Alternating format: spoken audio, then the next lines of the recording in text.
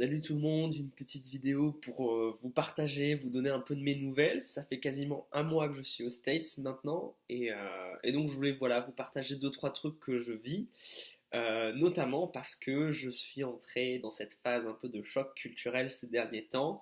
Donc il y a quelques jours ça allait pas trop, pour être honnête, parce que je commence vraiment à réaliser les différences qu'on a entre nos deux cultures et elles sont quand même énormes, il y en a beaucoup.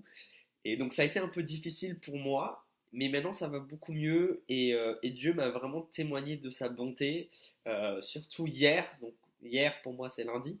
Je sais pas quand vous verrez cette vidéo, parce que lundi c'est passé deux choses qui m'ont fait énormément de bien. La première c'est que j'ai été invité par un couple nigérian. Il y a une grosse communauté nigériane sur le campus. Donc Happiness et Caleb.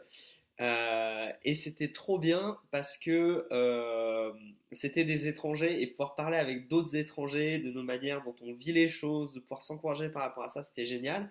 Aussi le fait de manger du riz. Ah oui, alors là, il faut que je vous explique. Ici, il faut en fait tout ce que nous on utilise comme féculent, donc qui est la base de notre alimentation. Donc je vais dire les pâtes, le riz, le pain et les patates. Ici, tu oublies la base de l'alimentation, c'est la viande, et ils mangent majoritairement des salades avec pas mal de viande dedans. Thomas Weider, tu pourrais être un Américain. Concrètement, ça me rappelle tellement les salades que tu faisais à G-Speed parfois. Et donc voilà, et donc ça me faisait du bien de remanger des féculents. J'ai mangé de la viande de chèvre. Alors au début j'étais perplexe, mais c'est hyper bon. Et en plus c'était bien épicé, donc ça c'est super cool. Et donc ça m'a fait, voilà, j'étais avec ce couple nigérian et aussi un autre gars que j'ai rencontré qui est indien, qui s'appelle Joshua, qui est super. Et donc c'était vraiment cool voilà, de pouvoir partager, de prier ensemble, et aussi partager par rapport à tout ce qui concerne le combat spirituel. Parce qu'il faut savoir qu'ici aux États-Unis, c'est pas quelque chose de très présent, il n'y a pas beaucoup de manifestations, et c'est quelque chose auquel ils ont du mal à croire en fait, concrètement. Et pour vous donner une bourde que j'ai faite par rapport à ça, histoire assez marrante, j'étais au groupe de jeunes, et à la fin du groupe de jeunes, généralement on se répartit en petits groupes pour prier. Et dans mon groupe, il y avait deux nouveaux, on était cinq. Et tous les deux nous partageaient qu'ils allaient voir un psychologue et que ça allait pas et que le psychologue arrivait à rien faire pour eux. Et un, notamment, nous disait que des fois il était pris de crises de tremblement, il comprenait pas, parfois il se sentait oppressé sans raison, etc. Donc moi, techniquement, bon, je me suis dit, il y a forcément quelque chose là derrière. Et en fait, le leader du groupe a proposé qu'on prie pour lui. Donc voilà, j'étais super content, on prie pour lui, etc. Et j'attends un peu pour voir comment ils font. Et en fait, il n'y en a aucun qui prie pour sa délivrance et sa guérison immédiate. Ils prient tous, genre, pour que ça se passe bien, mais pas pour qu'il y ait une délivrance. Et du coup, ça les a un peu choqués parce que moi, j'ai prié pour ça. Et, euh, et en fait, donc il y avait deux gars. Le premier nous partage ça et le deuxième après nous partage autre chose dans le même genre. Et tous les deux, ils ont un peu cette déception de se dire je trouve tes mots, Quentin. Je dépense des centaines de dollars dans un psy et ça m'aide pas du tout. Et là, comment vous dire, je me suis senti inspiré et j'ai pris ma vue. Je dis, mais les gars, Jésus, c'est le seul qui peut vous aider. Un psy peut pas vous sauver de tout ça. Et retournez à lui, il y a que lui, implorez-le. Et bon, évidemment, vous mettez tout ça dans l'anglais en mode Quentin, ça donne un truc assez bizarre.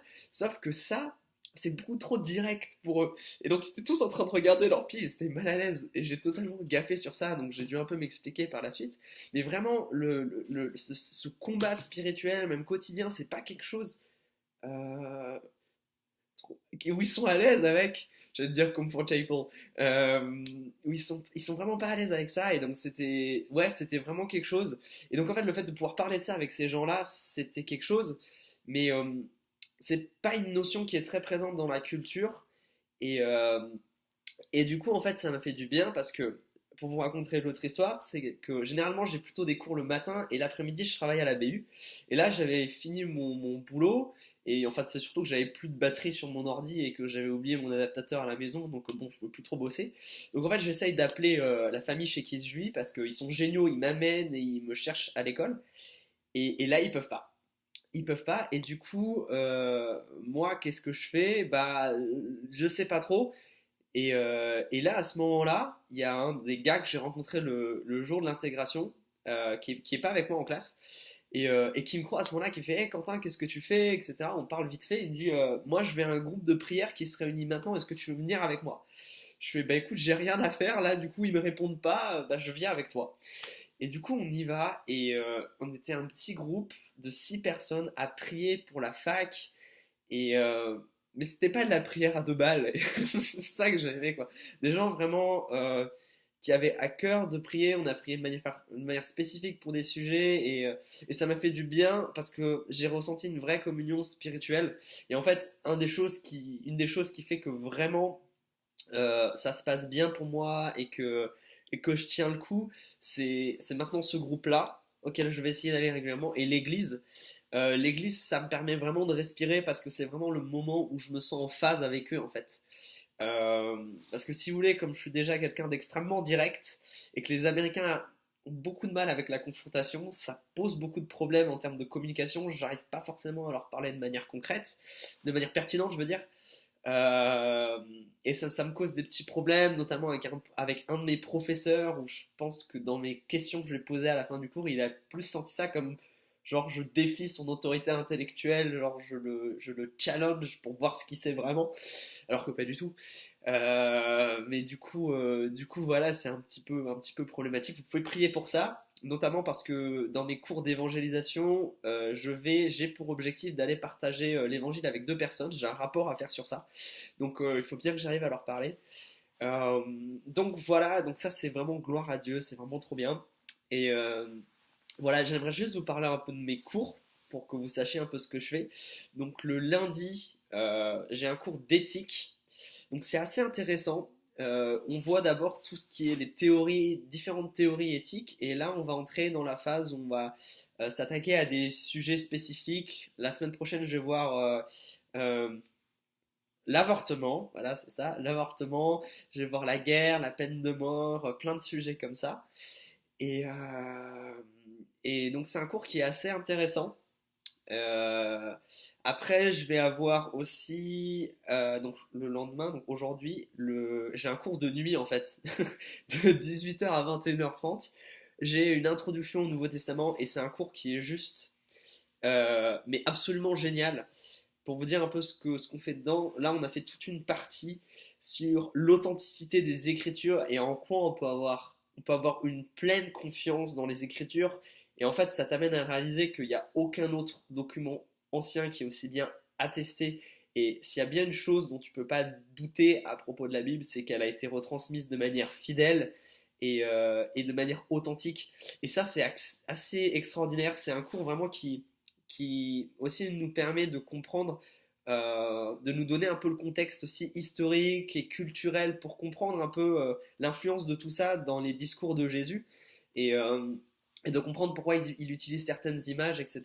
C'est vachement intéressant. Franchement, c'est un cours c'est peut-être, ouais, c'est, je pense, quasiment le cours qui me plaît le plus, parce que ça me pousse à l'adoration en fait. Et c'est ça que j'aime, et ça qui est génial d'être dans une fac chrétienne, c'est que tu commences tes cours par prier ensemble pour le cours, le prof demande de la sagesse, et nous on prie pour ça, et à la fin du cours tu ressors, t'es nourri, t'as l'impression d'avoir grandi, de percevoir un peu l'évangile de manière différente, et ça c'est super super. Enfin vraiment je m'éclate dans ce cours-là.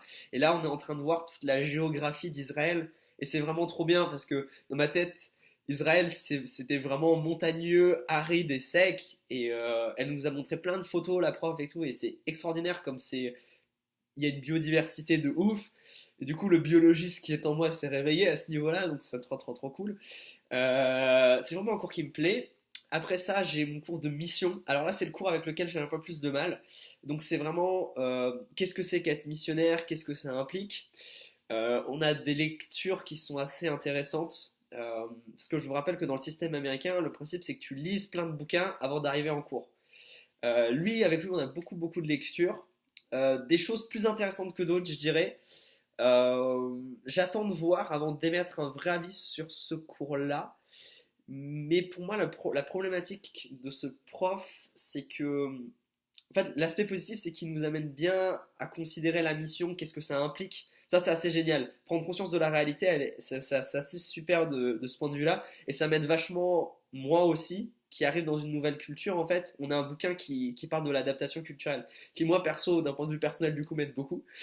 Mais du coup, là où je trouve que c'est un peu faible pour le moment, c'est le lien entre maintenant la mission et l'Église. Moi, je pense pas qu'on puisse déconnecter les deux et que c'est une erreur si des missionnaires viennent et que voilà, ils font un travail d'évangélisation qui marche, mais qu'il n'y a pas une structure qui est forte, etc.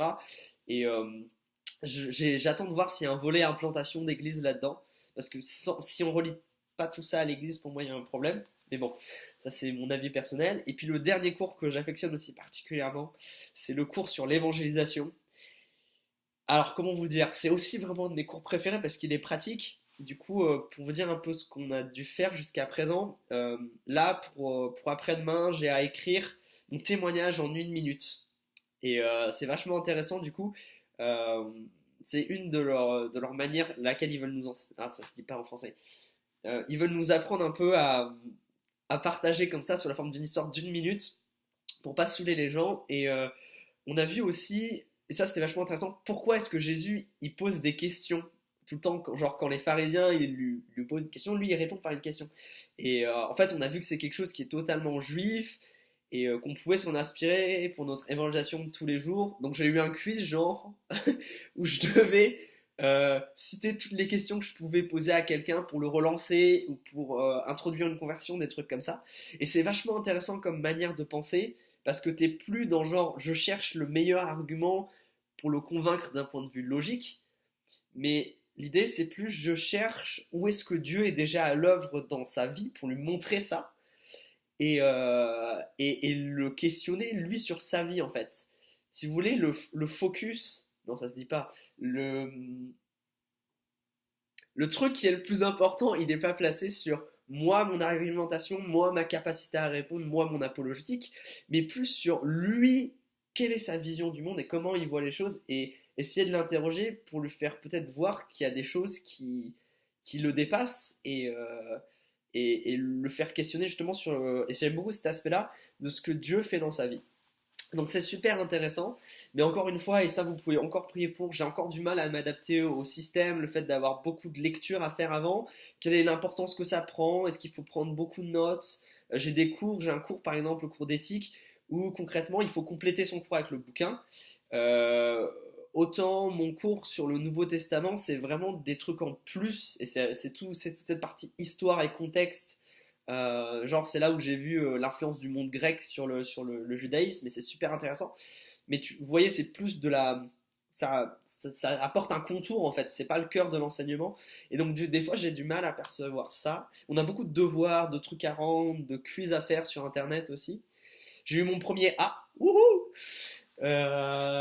Et du coup, ça c'est aussi quelque chose pour vous dire, pour réussir un examen aux États-Unis, il faut avoir plus de 70% de bonnes réponses. Et nous qui sommes français, ça, bah moi ça m'a fait peur, hein. Concrètement, 70% de réponses, c'est quoi? C'est quelque chose quasiment, c'est 14-15. Bah vas-y, à l'université pour avoir un 14-15, il faut vraiment bosser comme un taré, quoi. Alors que là, c'est déjà plus facile à obtenir. Là, j'ai eu un 95% avec un quiz, mais c'était pas franchement dur. En fait, les devoirs sont pas forcément trop durs, faut juste comprendre la manière dont ils fonctionnent. C'est-à-dire que nous, les Français, on a une pensée qui est hyper critique et notre manière de réfléchir, c'est ok, j'ai cette information-là, j'ai cette information-là, genre un peu thèse, antithèse, et moi, dans ma réflexion personnelle, ça doit être la synthèse. Je dois synthétiser tout ça, et c'est ce en quoi les profs sont intéressés. CF, les cours de philo, ou les cours, moi je me rappelle au lycée, en histoire, si tu apportais un point de vue, quelque chose de nouveau, surtout l'ouverture à la fin des compos, cette idée-là, elle est vachement importante finalement. On nous demande pas de recracher le cours. Alors qu'ici, c'est totalement l'inverse. Ton opinion personnelle, on s'en balèque. Ce qui est intéressant, c'est que c'est de voir si tu as bien lu les choses. Et ça m'a porté préjudice sur mon premier quiz parce que euh, on avait donc des points de vue différents sur qu'est-ce que c'était que l'évangile. Ça, c'est la question qui me prend la tête. Définir l'évangile. Et j'étudiais un livre de John Stott et un livre d'un gars qui s'appelle Lee. Et du coup, ils n'avaient pas la même vision. Et du coup, moi, j'ai trouvé ça super intéressant. J'ai passé vraiment beaucoup de temps à réfléchir en quoi ils s'opposaient enfin, il n'y avait pas que ces deux auteurs-là, mais plusieurs auteurs, de prendre les idées, d'essayer de synthétiser, etc. Et j'arrive au quiz, je suis chaud, j'ai toutes ces idées-là, et sauf qu'on me demande de relier quel argument était à quel auteur. Et comme j'en avais plusieurs, moi j'étais incapable de dire, je savais que cet argument il était là, je savais à quoi il menait, mais après le relier précisément à quel auteur, c'était compliqué. Et du coup, ça m'a un peu frustré parce que j'étais, mais c'est pas de la vraie réflexion. Et, mais du coup, en fait, le côté positif de ça, c'est que vu que c'est quelque chose auquel je suis habitué, euh, en termes de composition, quand on doit écrire des choses et réfléchir, quand le prof nous demande notre avis, je vais peut-être plus vite que les autres étudiants et ça, c'est vraiment un avantage. Et aussi, tout ce travail-là, en fait, qui est important pour moi, c'est du travail personnel et du coup, j'aime le faire. Et ça aussi, c'est quelque chose de bien parce que je m'éclate dans mon travail. Voilà, cette vidéo est beaucoup trop longue. Je vous remercie pour vos prières, pour vos dons. C'est vraiment génial. Je vous fais des gros bisous et j'espère que tout se passe bien pour vous. Soyez bénis.